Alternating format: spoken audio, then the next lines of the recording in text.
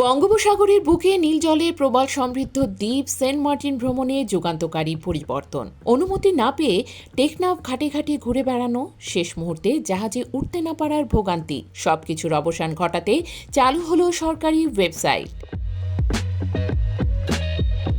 টেকনাফ উপজেলা প্রশাসনের উদ্যোগে চালু করা হয়েছে mysaintmartinbd.com।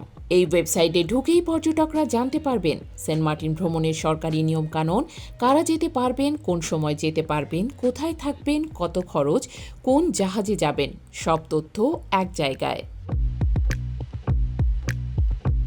এমনকি জরুরি প্রয়োজনে ইউএনওর অনুমতির আবেদনও করা যাবে অনলাইনে। চালুর প্রথম 7 দিনেই ওয়েবসাইটটি ঘুরে দেখেছেন 50,000-এরও বেশি মানুষ। এর মধ্যে অন্তত 350 জন ইতোমধ্যেই অনলাইনে পারমিট সংগ্রহ করেছেন। সরকারি সিদ্ধান্ত অনুযায়ী পর্যটকদের জন্য সেন্ট মার্টিন খোলা 1 নভেম্বর থেকে 31 জানুয়ারি পর্যন্ত। বছরের বাকি 9 মাস পরিবেশ সুরক্ষায় পর্যটন নিষিদ্ধ।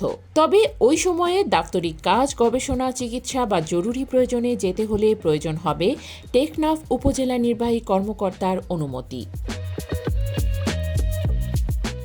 নতুন এই ওয়েবসাইটে যুক্ত করা হয়েছে 106টি স্থানীয় হোমস্টে ও ছোট কটেজ। ফলে পর্যটকরা এখন বড় হোটেলের বাইরে স্থানীয় বাসিন্দাদের ঘরে থাকার সুযোগ পাচ্ছেন।